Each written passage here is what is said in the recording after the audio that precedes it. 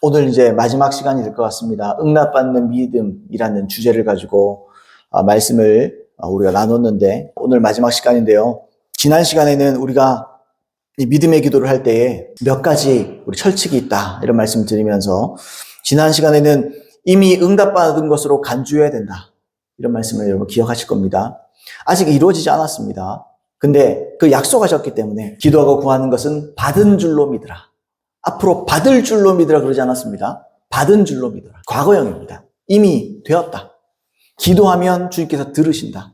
너희가 무엇이든지 기도하고 구하는 것은 받을 줄로 믿으라. 그러면 그건 소망입니다. 소망으로 기도하는 건 응답받지 못해요. 믿음으로 기도해야 됩니다. 받은 줄로 믿으라. 이미 그것이 된 것으로 여겨라. 그게 간주하는 것입니다. 여섯 번째는 하나님께 찬양과 명성을 올려드려라. 우리가 기도했더라도 일이 잘 풀리지 않을 수 있어요.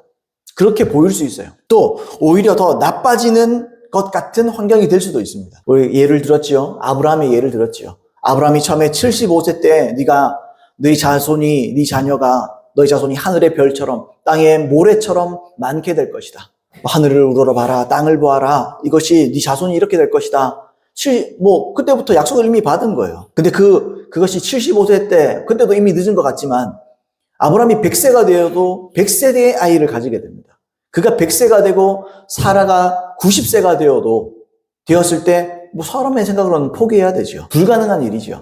근데 하나님은요, 없는 것을 있는 것으로 부르시는 이고, 또요, 불가능을 가능하게 하시는 분인 줄 믿습니다. 그래서 아브라함이 믿음이 약하여지지 아니하고 약속하신 것을 또한 능히 이루실 일을 확신하면서 영광 올려드렸다. 찬양했다. 주님께 감사드렸다. 이런 말을 하잖아요. 그래서 결국에 그것을 이루어 주셨습니다. 그래서 지난 시간에 이미 응답받은 것으로 간주하십시오. 두 번째는 하나님께 영광을 올려드리십시오 말했습니다. 오늘은 마지막 7번째로 다시는 근심하지 말라. 내가 기도했다면 근심하지 마세요. 하나님이 맡으셨습니다. 모든 기도가 그렇지만 믿음의 기도 역시 하나님께 문제를 맡겨드리는 겁니다. 하나님께 문제를 맡기고 의뢰하는 겁니다. 의뢰하는 거. 맡기는 거. 의뢰하는 것입니다. 시편 91편 1절로 3절 말씀에 지존자의 은밀한 곳에 거주하며 전능자의 그늘 아래에서 사는 자여. 이게 그리스도인들 말하는 거거든요. 나는 여호와를 향하여 말하기를 그는 나의 피난처요. 나의 요새요. 내가 의뢰하는 하나님이라 하리니 이는 그가 너를 새 사냥꾼의 올무에서와 심한 전염병에서 건지실 것이미로다. 이렇게 말했습니다. 여기서 하나님을 어떻게 부릅니까? 내가 의뢰하는 하나님이다. 이렇게 말해라. 이렇게 말하고 있죠. 의뢰를 아무에게나 합니까? 내 집에 문제가 생기는데 옆집 아저씨한테 이거 좀 도와주세요. 그럽니까? 옆집 아저씨 안 도와줍니다. 그러면 우리가 어떤 문제가 생겼을 때 우리가 모든 문제의 전문가가 아니잖아요.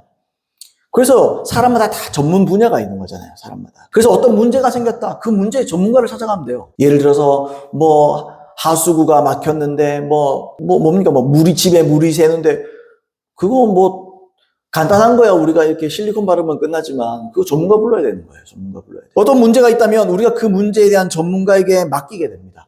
의뢰하는 거죠. 그러면 의뢰하면서 안 되면 어떡하노? 그렇게 생각합니까? 아니죠. 우리가 그 사람이 의뢰하면 우리의 부담은 더는 거예요. 그냥. 물론 걱정은 좀 할 수 있겠지만 저거 되겠나? 그건 내 생각이고 전문가가 보면 되는 겁니다. 그건. 더구나 여러분 하나님은 모든 일의 전문가라는 거예요. 하나님은 모든 일의 전문가입니다. 하나님은 모든 지식에 통달하신 분이십니다. 하나님은 모자름이 없고 능력에 부족함이 없어요. 하나님은 다 합니다. 그래서 우리가 예수님을 우리의 구원자라고 부르잖아요. 구원자. 다시 말하면 구원자. 해결사라는 말이에요. 해결사. 어떤 문제에서부터 우리를 다 건져줄 수 있다. 이런 말이잖아요. 하나님께서 우리가 신뢰하고 의뢰하는 분이라면 여러분 그분은 모든 문제의 전문가고 해결자이기 때문에 우리는 근심하지 않아도 됩니다. 근심하면 나만 손해예요. 예를 들어서 물이 샌다. 전문가한테 전화할 거 아니에요. 전화해가지고. 지금 물이 새서 그런데 좀 도와주십시오. 여러분 그러고 계속 걱정합니까? 이거 안 되면 어떡하나? 이거 어떡하면 어떡하나? 우리가 걱정하는 건 돈이지. 비싸면 어떡하나? 이건 걱정해도 그거 걱정합니까? 이거 비용이 많이 나오면 어떡하지? 이런 생각은 해도 아버지가 자식 집에 물이 새는데 돈 받고 고쳐주겠어요? 하나님 우리 아버지입니다. 하나님 우리 전문가시고 아버지십니다. 아버지가 아들아 내가 요새 좀 돈이 궁해서 그런데 재료값만 받을게. 그러겠습니까? 우리 하나님이? 뭐가 부족해서?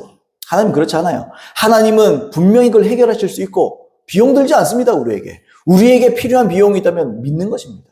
신뢰해 드리는 겁니다. 믿어 드리는 것인 줄로 믿습니다. 그래서 우리는 더 이상 근심하거나 염려할 필요 없어요. 근심하면 바보지. 한번 보세요. 이재용 회장이 있는데 그 딸이 있잖아요, 딸이 있는데 아우 나 오늘 밥을 굶으면 어떡하나. 아빠한테 전화를 한 통에 아빠 나 돈 좀 붙여주세요. 그리고 돈이 안 오면 어떡하지? 그 바보지. 이미 카드를 받았겠지만 그죠? 그럼 멍청한 소리예요. 그거는 왜 불안해합니까?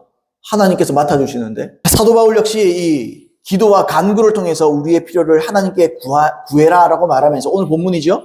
감사함으로 아뢰라 그렇게 말해요. 감사함으로 아뢰라. 여기서 아뢰라는 것은 알려드려라, 알게 해드려라 이런 말입니다. 한번 읽어볼게요. 빌립보서 4장 6절 아무것도 염려하지 말고 다만 모든 일에 기도와 간구 너희 구할 것을 감사함으로 하나님께 아뢰라. 감사함으로 아뢰라. 너희 구할 것을 보세요. 아직 안 구했습니다. 아직 안 구했어요. 근데 구할 것을 미리 감사하라는 거죠. 왜요? 받을 게 확실하니까. 자, 그러면 우리가 왜 감사함으로 하나님께 기도해야 되는가? 세 가지로 우리가 살펴볼 수 있습니다. 왜 우리는 하나님께 감사함으로 구할 것을 구할 수 있느냐? 세 가지로 살펴볼 수 있습니다. 첫 번째로 우리의 기도를 하나님은 반드시 귀 기울여 들어주시기 때문입니다. 하나님은 우리의 기도를 반드시 응답하시고 귀 기울여 들으십니다. 우리 지난주에 찬양했잖아요. 나의 작은 신음에도 응답하시니. 그 가사가 너무 기가 막히지 않습니까? 우리 작은 신음에도 응답하신다. 한번 보세요, 여러분. 우리 아이들도 있지만, 우리 어머니가 저를 키우셨지만, 어릴 때 아이들이 조금만 소리가 달라도, 왜 그러지? 그러잖아요. 뭔가 소리가 조금 다르고, 울음소리가 뭔가 다르고, 그러면 금방 알잖아요. 왜 그러나? 배고픈 거 아닌 것 같은데, 왜 어디 불편하나? 그 왜 그러죠? 작은 신음에도 우리가 응답하는 거잖아요. 왜요? 내 자식이니까. 내가 사랑하는 내 자녀니까. 하나님이 똑같다는 거예요. 우리는 하나님의 자녀인 줄로 믿습니다. 하나님은 그래서 우리의 작은 신음에 다 응답하십니다. 다 기억해 두십니다. 자, 하나님은 저 멀리, 조용기 목사님 말로 구만리 장천에 계신 분이 아닙니다. 하나님은 저 멀리 계시면서 우리를 그냥 관망하는 분이 아니에요. 자, 세팅해놨으니까 알아서 살아봐라. 그리고 날 사랑해. 그럼 난 모르겠고, 사랑하면 나 구원시켜주고 아니면 말고. 이게 아니에요. 주님 관망자가 아닙니다. 하나님은 우리에게 항상 철저한 관심을 가지고 있습니다. 여러분 이걸 기억하세요. 항상 여러분께 관심이 있습니다. 우리를 어떻게 지키신대요? 눈동자와 같이 지키신다 그럽니다. 성경에. 눈동자. 여러분 눈동자에 눈썹 하나 들어가도 얼마나 아파요. 눈동자 여러분 앞에 공이 어떤 사고가 아니고 공이나 이런 것이 오면 눈이 금방 탁 감기죠. 그 사람이 그렇게 만들어놨어요. 눈동자가. 눈이 굉장히 중요하니까. 하나님께서 눈동자처럼 지킵니다. 무슨 말입니까? 작은 어떤 자극이나 이런 것에서도 하나님은 반응하시는 거예요. 눈동자같이 지키신다. 우리 신체에서 가장 예민하고 스스로를 보호하는 것이 바로 눈동자잖아요. 하나님은 그렇게 우리를 지켜가십니다. 마치 부모가 자식에게 늘 관심이 있는 것처럼 그렇게 하나님은 우리를 도우세요. 그래서 여러분 부모가 자식에게 어떤 마음 가집니까? 필요한 게 없나? 내가 뭐 도와줄 일 없나? 한마디라도 내가 힘을 좀 응원해 줄 말은 없나? 또 우리 아이들 보면 맨날 그런데요. 뭐 좀 주눅 들면 왜 주눅 들어? 그러지 마. 넌 하나님의 자녀인데 뭐가 주눅 들어? 다 똑같아. 다 똑같을 뿐만 아니라 도토리 키 하늘 위에서 보면 똑같아. 키 2m나 키 150이나 똑같아. 괜찮아.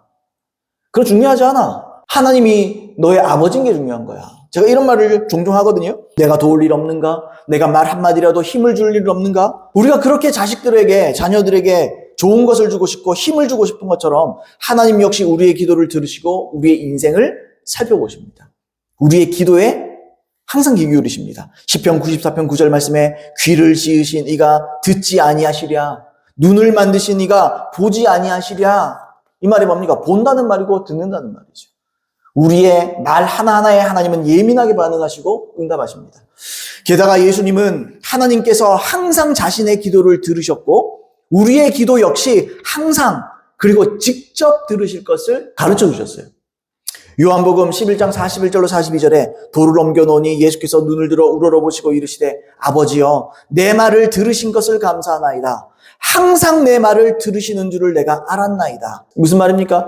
예수님께서 공생의 사역을 하면서 하나님과 동행하면서 사역을 하다 보니까 예수님께서 깨닫는 게 하나 있어요. 알게 된 게 있어요. 그게 뭐냐? 물론 알고 계시지만 본인께서 직접 이 땅에 몸을 입고 왔을 때 사람의 형상으로 사람의 모습을 입고 오셨을 때도 느끼는 게 있어요. 뭘 느꼈냐? 항상 하나님은 내 말을 들으신다. 하나님은 항상 내 말을 들으시더라 이거예요. 예수님의 기도가 실패한 거 봤습니까? 예수님의 기도는 다 성공했습니다. 하나도 땅에 떨어진 게 없어요. 예수님 말이 뭐죠?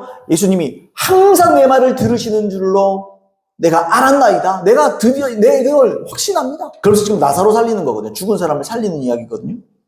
요한복음 9장 31절도 말합니다. 하나님이 죄인의 말을 듣지 아니하시고 경건하여 그의 뜻대로 행하는 자의 말은 들으시는 줄을 우리가 아나이다. 죄인의 말은 안 들어요, 하나님이. 마음의 죄를 가지고 이기심을 가지고 그런 사람, 그렇게 사는 사람, 그렇게 기도하는 사람을 안 듣습니다. 그런데 경건하여 그의 뜻대로 행하는 자의 말은 들으시는 줄을 우리가 압니다. 주님은 하나님의 뜻대로 사는 자, 그리스도인들, 참된 신자, 성도, 그들의 말은 항상 들으십니다. 근데 우리 그거 압니다. 이렇게 말하는 거예요. 여러분들이 진짜 그리스도인이라면, 여러분들이 진짜 죄를 회개하고 죄를 버리고 하나님만 바라보며 주님만 앙망하며 살아간다면 하나님은 여러분 소리에, 여러분의 신음소리에 모두 응답하십니다. 요한복음 16장 26절로 27절 그날에 너희가 내 이름으로 구할 것이요 내가 너희를 위하여 아버지께 구하겠다 하는 말이 아니니 이는 너희가 나를 사랑하고 또 내가 하나님께로부터 온 줄을 믿었으므로 아버지께서 친히 너희를 사랑하심이라. 사랑하는 자의 말을 듣지 않겠습니까, 주님이? 그날에는 너희가 내 이름으로 구할 것이요 내 이름으로 하나님께 직접 구할 것이요 내가 구하는 게 아니다. 너희가 내 이름으로 하나님께 직접 구하는 거다. 그러면 하나님께서 너희를 사랑하신다. 너희의 기도를 들어주신다. 그 말 아는 거죠. 여러분, 그래서 우리는 감사함으로 하나님께 아뢰을 수 있어요. 왜요? 들으실 줄 아는 거예요. 내가 진심으로 기도하면 주님 들으신다는 것을 확신할 수 있습니다. 꼭 그렇게 기도하시는 저와 여러분 되기를 바랍니다. 말씀, 제 말은 확신하지 마세요. 저는 사람인데요. 근데 하나님의 말씀을 제가 말하고 있다면 제 말을 확신하십시오. 왜요? 하나님 말씀이 말하고 있으니까. 그렇게 되기를 바랍니다. 자, 두 번째로 또 우리가 감사할 이유가 뭐냐? 두 번째로 기도하는 즉시 받기 때문입니다. 우리는 기도하는 즉시 받습니다. 아멘입니까? 받은 줄로 믿으라 라는 말은 아닌데 그런 척 해라 거짓말하라는 게 아니에요. 없는 것을 있는 것으로 부른다는 것이 거짓말하라는 것입니까? 그럼 하나님은 존재 자체가 거짓말하는 분이지. 없는 것을 있는 것으로 부르는 분인데. 근데 거짓말이면 진짜 있는 거예요. 하나님 마음속에 있는 것을 선포하기 시작하면 그게 진짜 그게 있는 거예요. 있는 거.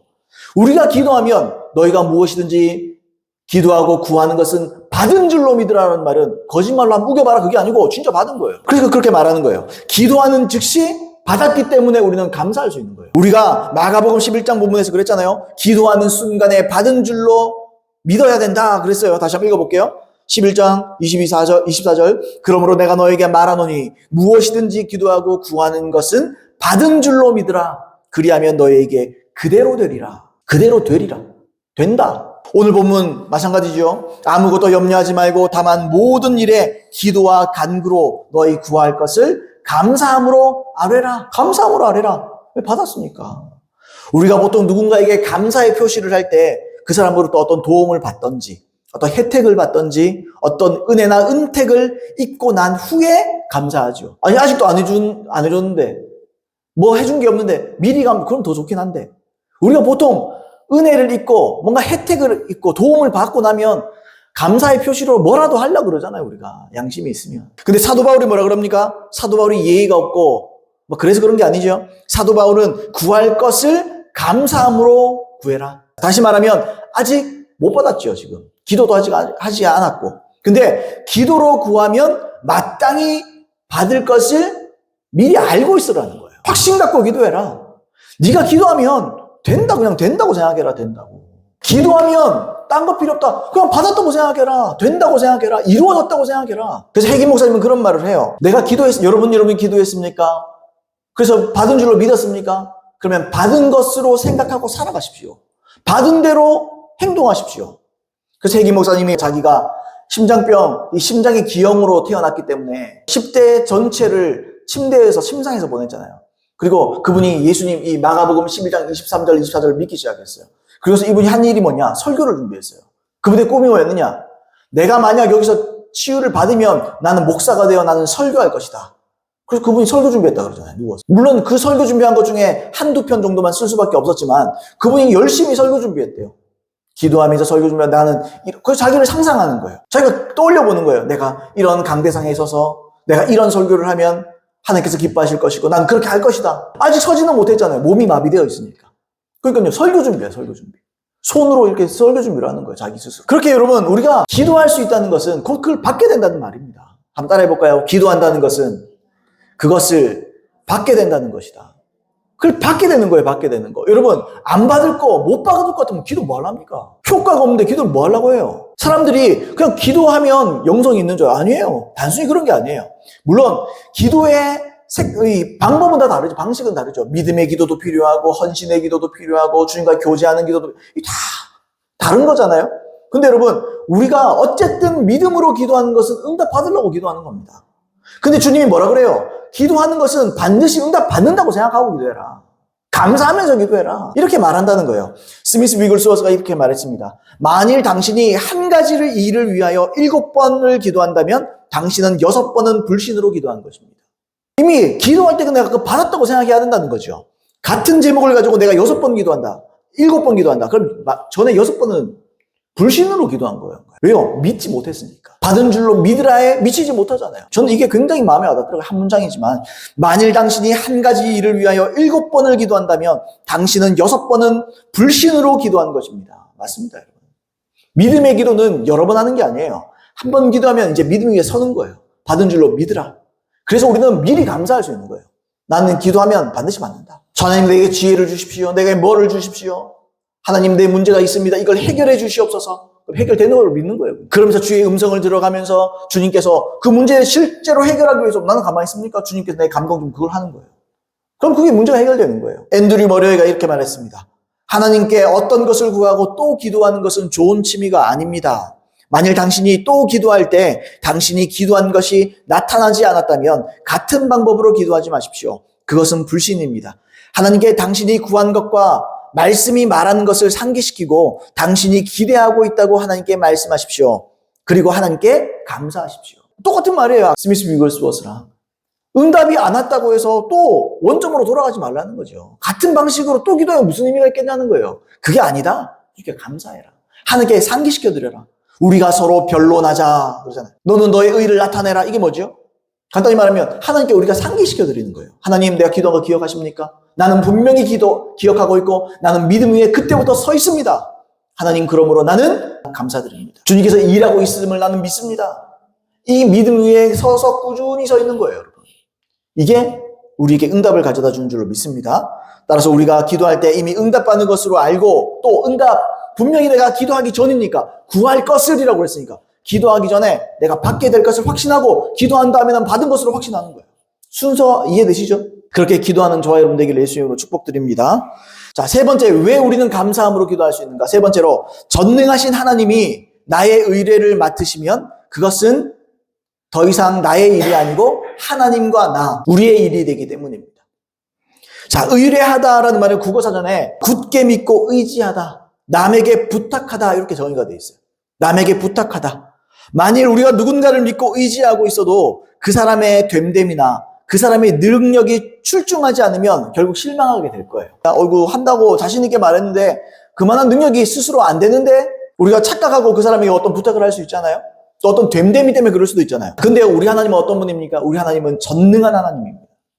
창세기 17장 1절 말씀에 아브라함이 99세 때에 여호와께서 아브라함에게 나타나 그에게 이르시되 나는 전능한 하나님이라 너는 내 앞에서 행하여 완전하라 그렇게 말했습니다. 이사야서 40장 12절로 17절에 보시면 얼마나 하나님이 크신 분인가, 하나님께서 얼마나 위대하고 놀라운 분이신가를 표현했습니다. 누가 손바닥으로 바닷물을 헤아렸으며 뼘으로 하늘을 쟀으며 땅에 티끌을 되에 담아 보았으며 접시 저울로 산들을 막대 저울로 언덕들을 달아보았으랴. 누가 여호와의 영을 지도하였으며 그의 모사가 되어 그를 가르쳤으랴. 그가 누구와 더불어 의논하셨으며 누가 그를 교훈하였으며 그에게 정의의 길로 가르쳤으며 지식을 가르쳤으며 통달의 도를 보여주었느냐. 보라, 그에게는 열방이 통의 한 방울과 같고 저울의 작은 티끌 같으며 섬들은 떠오르는 먼지 같으리니 레바논은 땔감에도 부족하겠고 그 짐승들은 번제에도 부족할 것이라. 그의 앞에는 모든 열망이 아무것도 아니라 그는 그들을 없는 것 같이 빈 것 같이 여기시느니라. 그래서 행성과 행성, 하늘과 하늘을 뼘으로 잰다. 그 주님 얼마나 크다는 거예요. 여러분, 그분이 여러분 사랑하십니다. 여러분, 여기서 뭐라고 했습니까? 레바논은 땔감으로도 부족하겠고 땔감에도 부족하겠고 레바논이 거기다가 여호와의 영, 그걸 누가 지도했느냐? 성령, 물론 성령 하나님은 하나님 자신이세요. 근데 표현을 하자면 성령의 그 능력과 통달과 그 지식은 어디서 나오느냐? 하나님께서 나온 거다. 자, 예를 한번 들어봅시다. 여러분, 세계 최고의 부자 중인데 잘 몰라요, 저는. 뭐, 유명한 사람, 뭐, 옛날에 재미로, 밈으로 썼던 것 중에 하나가 만수르? 여러분 친구가 만수르면 어떻겠습니까? 근데 그냥 친구가 아니고 너무 친해. 베프. 만수르가 내 베프다. 요즘에 가장 권력 있는 사람 누굽니까? 트럼프가 내 친구다. 버리장머리가 아니고 미국 사람인데 그런 거 없던데. 다 친구던데. 아무튼 트럼프가 나랑 너무 가까운 사이. 나 정말 막역한 사이다. 그러면 어떻겠어요? 그리고 좋은 관계를 유지하고 있다면요. 세상에 두려울 게 있겠어요? 뭐 우리나라에 뭐 대통령 돼도 대통령이라고 좀 친하고 대통령의 인맥 좀 있다 그래도 막 사기치는데 사람들. 만수르랑 친하다 그러면 누가 함부로 하겠어요? 트럼프하고 친하다고 트럼프랑 허경영은 트럼프랑 찍은 사진도 올려놓고 그러는데 사람들이 그러는데 또는 자기 아버지가 너무너무 권력자야, 권력자. 기세등등할 거예요. 목에 힘 딱 줄 거예요, 그죠? 야, 내가 트럼프한테 한번 물어볼게. 이거 대한민국 이게 내 전화 한 통 해볼게. Hey, 트럼프. 좀 깎아주이소. 에이, 한 10%만 깎아주이소. 10%가 얼마나 큰지 알죠, 여러분? 기세등등할 거예요. 왜냐하면 그들이 가진 권위와 능력 때문이겠죠. 그죠? 그런데 하나님이 어떤 분입니까? 방금 선지자 이사야의 말대로 하나님은 손바닥으로 바닷물을 한 뼘으로 하늘과 하늘을 땅의 먼지를 모든 지식에 통달하시며 지구 전체가 한 방울의 물과 같다고 여기는 분이십니다. 행성을 물 한 방울 같다고 얘기하잖아요. 세상이 얼마나 하늘 보세요, 여러분. 그 주님한테는 물방울입니다, 그게. 태양이 지구보다 엄청나게 큰 거 아시죠? 그 주님은 그런 행성조차도 물방울 같은 거예요. 그게 얼마나 엄청난 분이니까. 여러분 속에 계신 하나님이 엄청난 분입니다. 못 깨달아서 그렇지. 여러분들이 잘 몰라서 그렇지. 개미가 코끼리 뒷다리 만져봐야 알겠어요? 개미가 코끼리를 만져봐야 코끼리가 얼마나 지가 알겠어요, 지가? 하나님은 가히 우리가 어떻게 형용할 수 없는 분이에요. 이것도요, 자기가 할 수 있는 한 표현한 것이지, 이것도 못 미쳐요, 우리 하나님께는. 근데 여러분, 그 하나님이 여러분의 기도를 들으십니다. 그분이 여러분들을 사랑하십니다. 그분이 여러분들을 위해서 생명을 버리셨습니다. 이게 얼마나 큰 사랑인가. 이게 얼마나 찐 사랑인가. 자, 이런 분이 나의 기도를 들으신다는 거예요. 이런 분이 나의 기도를 듣고 응답하신다는 거예요. 내 자녀, 내 딸이, 내 아들이, 이거 신음하고 힘들어하는구나. 예수 이름으로 구해라. 그럼 내가 바꿔줄게. 예수님의 이름으로 구해봐라. 그럼 내가 해결해줄게. 그렇게 얘기하신다는 거예요. 여러분, 우리가 의뢰하는 대상이 신뢰할 수 있는 분이면 분일수록 능력 있고 권위 있는 존재라고 한다면 우리는 불안하지 않습니다. 평강을 얻습니다. 게다가 우리가 의뢰하고 누군가가 그 의뢰를 받아들이면 이제는 그 문제는 나를 의뢰를 받아들인 자, 곧 나와 의뢰를 받아들인 그 두 사람의 문제가 되는 거예요. 두 존재의 문제가 되는 거죠. 우리가 하나님께 기도로 어떤 문제를 맡겼다면 그건 더 이상 나 혼자만의 문제가 아니에요. 하나님과 나의 문제입니다. 그래서 하나님이 가만히 있겠습니까? 하나님께서 자기 앞에 문제가 생겼는데 하나님께서 가만히 내버려 두시겠습니까? 하나님은 책임지시고 주님은 그랬잖아요. 믿으신 분이에요. 그건 믿을 수 있는 분이에요. 그분은 신실하신 분이에요. 자기 일을 신실하게 해결할 분 아닙니까? 너의 문제를 주께 맡겨라. 그 말은 주님이 해결한다는 거지. 그러므로 우리가 믿음의 기도를 한다면 다시는 근심하지 마십시오. 다시는 근심하시기 말기를 예수님은 축복드립니다. 옛날에 엘가나라는 사람이 있었습니다. 엘가나라는 사람이 있어요. 근데 구약시대 때는 아내가 몇 명 되기도 하잖아요. 엘가나라는 사람이 있어요. 이 사람이 두 아내가 있었습니다. 한 명은 한나고 한 명은 브닌나라는 사람이에요. 근데 브닌나는 자식을 가졌습니다. 근데 한나는 불임이에요. 한나는 아이를 가지지 못했습니다. 자식을 갖지 못했습니다. 근데 엘가나라는 사람은 브닌나보다 한나를 더 사랑했어요. 그래서 많이 챙겨줍니다. 브닌나보다 뭐든 두 배로 챙겨줘요. 항상 잘해줘요. 챙겨줍니다. 그럼에도 아기를 가지 못한 것이 포혼인 거예요. 한이 되는 거죠, 한이 되는 거예요. 그래서 이 브닌나라는 사람이, 그 사람은 질투하겠죠. 내가 아이까지 낳고 했는데 한나라는 사람을 더 사랑하니까 얼마나 질투가 나겠어요. 그래서 수년 동안, 오랫동안 한나를 괴롭힙니다. 무시하고. 그러니까 한나가 얼마나 괴롭겠어요. 내 자식만 있으면 막 그냥 지들 보고 싶은데 내가 저 자식만 있었으면 이런 말로 하는 거죠. 이런 생각을 하는 거죠. 그리고 이 한나가 이제 주님 앞에 나가서 기도합니다. 자기의 억울함을 호소하면서 눈물을 흘리며 애통하고 통곡하면서 기도합니다. 그 통곡하면서 막 이렇게 우니까 그 제사장 엘리라는 사람이 그거 보고 저 술 취해가지고 기도하나 이럴 정도로 그래서 제정신이 아닐 정도로 기도한다는 거죠. 제정신이 아닌 모습으로 기도했다는 거죠. 얼마나 억울했으면. 우리가 뭔가 진짜 원하는 게 있으면요, 제정신 아니게 기도해야 돼요. 이렇게 전심으로 기도해야 돼요. 옆에 사람 신경 쓸 거 없고 내 억울함과 또는 내 부족함과 내 없음을 하나님께 아뢰면서 지금 도와달라고 우리가 그렇게 기도할 줄 믿습니다. 아무튼 이렇게 기도를 했어요. 그리고 이 기도 소리를 다 듣고 제사장 엘리가 이렇게 말합니다. 사무엘상 1장 17절로 20절 말씀에 엘리가 대답하여 이르되 평안히 가라. 이스라엘의 하나님이 내가 기도하여 구한 것을 허락하시기를 원하노라 하니 이르되 당신의 여종이 당신께 은혜를 입기를 원하나이다 하고 가서 먹고 얼굴에 다시는 근심빛이 없더라. 그들이 아침에 일찍 일어나 여호와 앞에 경배하고 돌아가 라마의 자기 집으로 이르니라. 엘가나가 그의 아내 한나와 동침함에 여호와께서 그를 생각하신지라. 한나가 임신하고 때가 이름에 아들을 낳아 사무엘이라 이름하였으니 이는 내가 여호와께 그를 구하였다 함이더라. 여기서 우리가 뭘 주목해야 됩니까? 한나가 기도하고 하다가 엘리가 그 기도 소리를 듣고 대답을 하는 거죠. 그렇게 되기를 원한다. 그러니까 뭐라 그래요? 그걸 하나님의 응답으로 믿고 내려갑니다. 받은 줄로 믿었다. 주님께서 받으셨다라고 믿고 내려가요. 그러고 나서 뭐라 그러죠? 이때 지금 금식하면서 통곡했거든요. 가서 먹고 그 다음에요. 얼굴에 다시는 근심빛이 없었다. 근심 안 해요, 이제. 여러분, 근심, 이게 아니고 얼굴빛 자체에 근심이 없었거든요. 그러니까 마음에서, 얼굴은요, 마음의 거울이라고 했잖아요. 그러니까 근심 자체를 안 하는 거예요. 왜? 하나님께서 들으셨다 이거죠. 그리고 잘 먹고 남편이랑 또 깊이 사랑해서 아들을 가진 거예요. 그 아들 이름이 사무엘입니다. 그 사무엘 상하에 나온 그 사무엘이에요. 아시겠지만 사무엘을 통해서 다윗이 왕이 되고 또 사무엘은 어떤 사람입니까? 그가 말한 것은 하나도 땅에 떨어지지 않았다 그래요. 그가 말한 것은 모두 이루어졌다. 틀린 게 없었다. 뭐 그렇게 말하는 거예요. 자, 엄청난 사람이 태어난 거죠.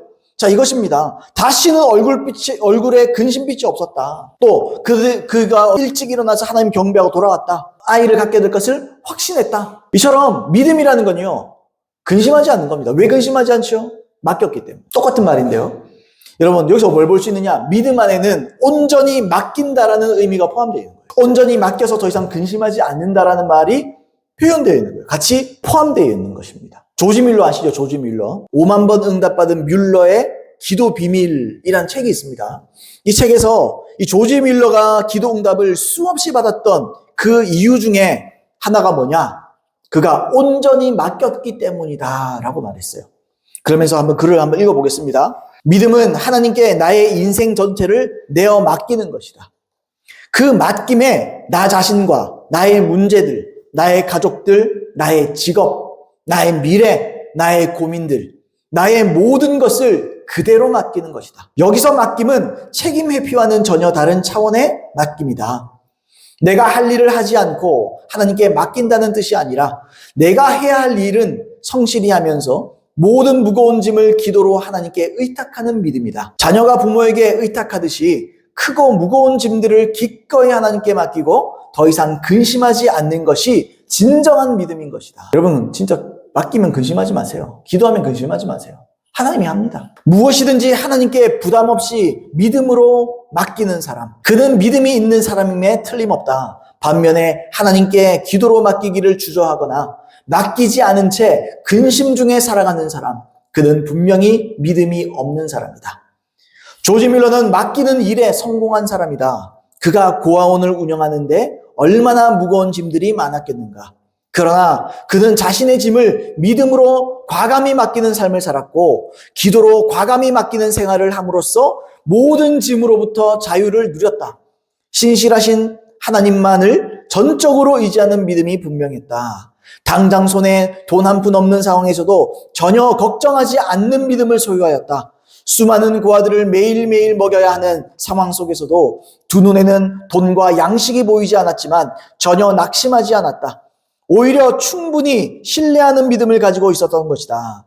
당장 하나님의 기적의 손길이 없으면 하루도 살아갈 수 없는 순간들이 있었으나 그때마다 걱정 대신 믿음의 기도를 드려 하나님께 맡김으로써 하나님께서 대신 역사하시도록 대신 책임져 주시도록 하였던 것이다. 그는 기도의 부담은 늘 가지고 있었지만 근심의 부담은 전혀 없었다. 고아들을 먹여 살려야 한다는 압박감으로 인해 잠을 못 자거나 짓눌릴 필요성이 전혀 없었다. 세상의 근심과 압박감이 결코 뮬러의 것이 될 수 없었던 것이다. 왜냐하면 그 책임은 하나님 아버지께 속한 것이었기 때문이다. 단지 뮬러는 믿음과 기도의 심부름꾼일 뿐이었다. 뮬러의 기도가 진행되는 동안 계획했던 모든 고아 사역들은 아름답게 이루어지고 있었다. 그의 맡김은 부분적인 맡김이 아니라 전체적인 맡김이요 완전한 맡김으로 믿음을 보여드렸던 것이다. 그리스도인들 가운데 하나님께 일시적으로 맡김의 믿음을 소유한 사람들이 있다. 그들은 자신의 문제를 가지고 기도하여 잠시 하나님께 맡겨드리지만 그러나 고통스러운 문제가 발생하여 오래 길어질 때에는 그 믿음이 변질되고 만다. 이것은 진정한 맡김이 아니다. 하지만 뮬러의 맡김은 온전한 맡김이었고 모든 문제를 기도로 분명히 맡긴 믿음이었다. 마찬가지로 우리에게 무척 필요한 것은 분명한 맡김의 믿음이다. 맡기고 근심하지 말라는 거죠. 왜 우리가 맡기면서도 근심하느냐? 그건 완전한 맡김이 아니기 때문에 100% 완전하게 그냥 맡겨버리는 거예요. 짐을, 수고하고 무거운 짐을 하나님께 던져버리는 거예요. 나누어집시다. 주님 50, 내 50 합시다. 이게 아니에요. 다 그냥 맡겨버리는 거예요, 하나님께. 그러면 이젠 물론 그게 내 일이기도 하지만 그건 또한 하나님 일인 거예요. 50, 50 맡기면 하나님도 50 일하시고 나도 50의 일을 해야 되냐? 그런 게 아니잖아요. 하나님께 100%만 맡기는 거고 그분과 내 일이 되는 겁니다. 그러면 우리는 우리의 책임감이 있죠. 어떤 책임입니까? 근심하지 아니하고 하나님께 영광 올려드리며 하나님께 상기시켜드리고 주님을 찬양합니다. 받은 줄로 믿습니다.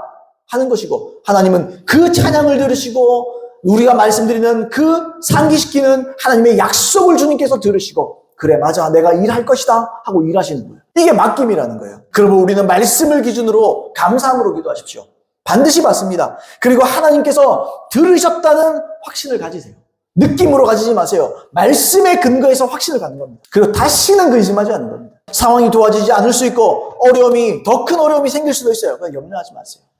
염려하지 마세요. 마귀는 그걸 가지고 우리를 쥐고 흔드는 거예요. 마귀는 우리의 믿음을 시험하는 거예요. 유혹하는 거예요. 의심을 자꾸 넣어주는 거죠. 하나님이 우리의 어려움과 문제를 맡아주셨기 때문에 우리에게 남은 게 뭡니까? 감사와 찬양입니다. 우리에게 남은 것은 칭찬과 영광입니다.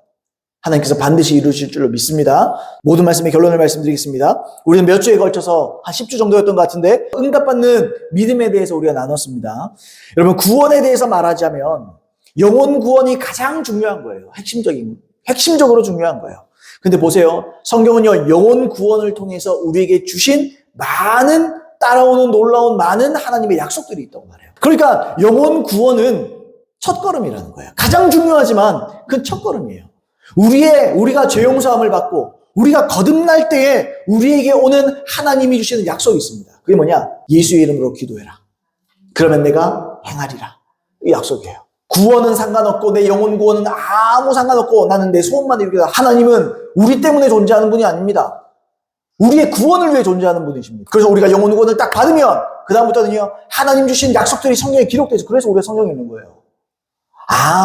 이렇구나 저렇구나 하나님 나에게 이런 중요한 약속을 내게 주셨고 이런 사명을 내게 맡기셨고 그래서 우리는 영혼 구원 받고 우리가 죄 용서함을 받고 거듭나면 하나님의 약속을 붙잡는 겁니다. 먼저는 죄 용서함을 받고 거듭난 자는 육체의 치유를 약속하셨죠.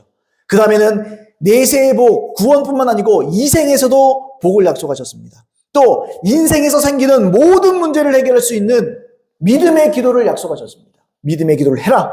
내가 들을 것이다. 우리가 살펴봤어요. 보세요. 하나님은 우리가 죄로부터 또 이 세상과 인생의 모든 문제로부터 자유롭게 되기를 원하십니다. 하나님은 사역에 매인 것을 원하시나? 여러분 사도 바울은 사역에 매여 있지 세상에 매인 사람이 아니에요. 예수님은 하나님의 부르심에 매인 분이셨지 어떤 문제 때문에 개고생하신 분이 아니에요.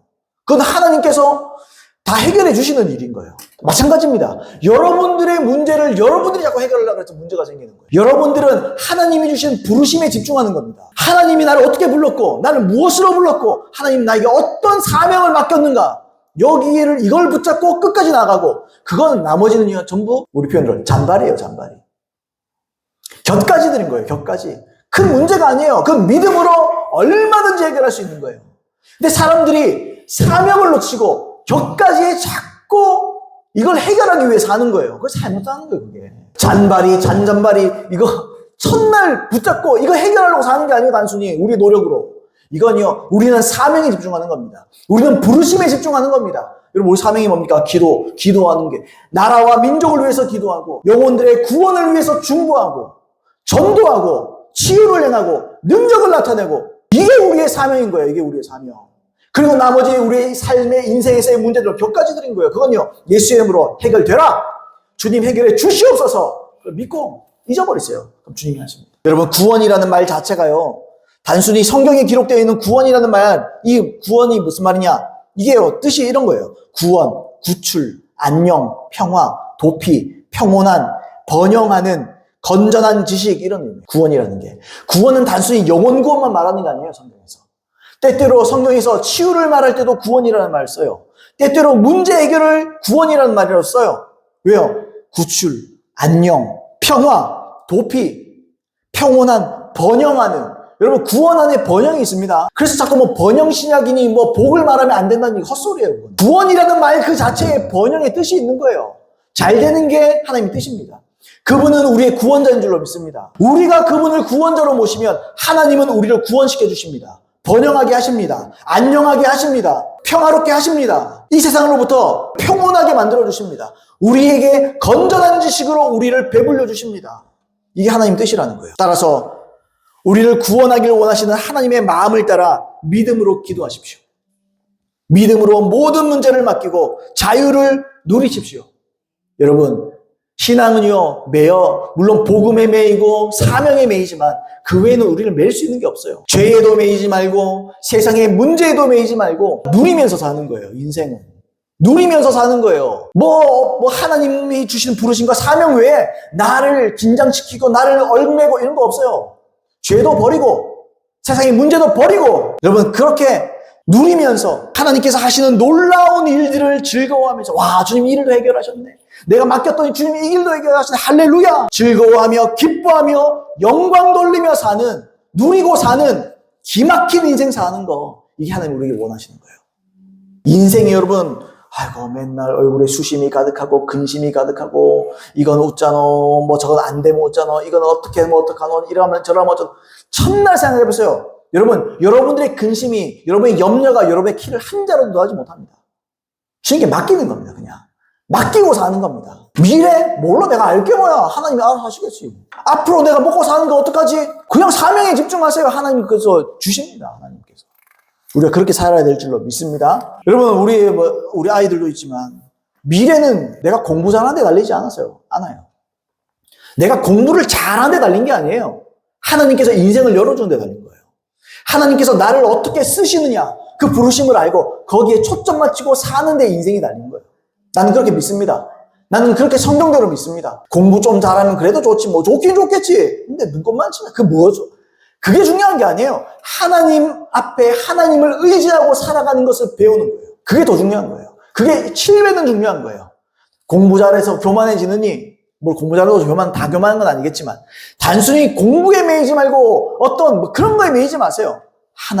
내가 하나님을 아는가? 하나님이 나를 아는가? 내가 믿음의 기도를 할 수 있는가? 그리스도인들 자녀라면 공부하고 학습하는 능력, 물론 그것도 필요하겠지만, 기도의 방법을 배우고, 진리를 배우고, 나는 그게 더 중요하다고 생각해요. 하나님의 얼굴 구하는 게 더 중요하고, 아멘 하시려면 아멘하고, 노멘하면 노멘 하시는데, 나는 그렇게 믿습니다.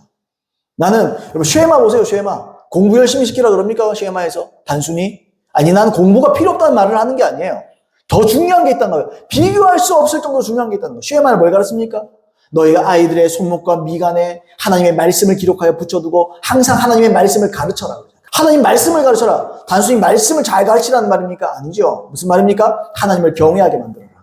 하나님을 사랑하게 만들어라. 하나님의 뜻대로 살게 만들어라. 성령 충만하게 만들어라. 죄를 버리게 만들어라. 믿음으로 살게 만들어라. 이게 쉐마예요. 이게 신명기 6장의 말씀이에요. 그걸 우리가 우리식으로 지금 풀면 그렇게 말할 수밖에 없는 거예요. 그게 중요한 거예요. 그게.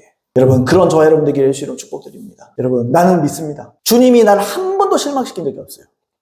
저는 진짜 양심적으로 말합니다. 한 번도 주님은 나를 실망시킨 적 없어요. 주님은 한 번도 내가 실패하는 걸 그냥 보고 계시지 않았어요. 항상 주님은 나를 이끌어 주셨어요. 여러분 제 인생 살아보니 그런 것 같습니다. 얼마 안 살았지만 인생 살아보니까 별거 없더라고요. 나는 하나님의 뜻대로 살기를 작정했고요. 여러분도 그렇게 되시길 바랍니다. 누리세요. 이 삶을 누리세요.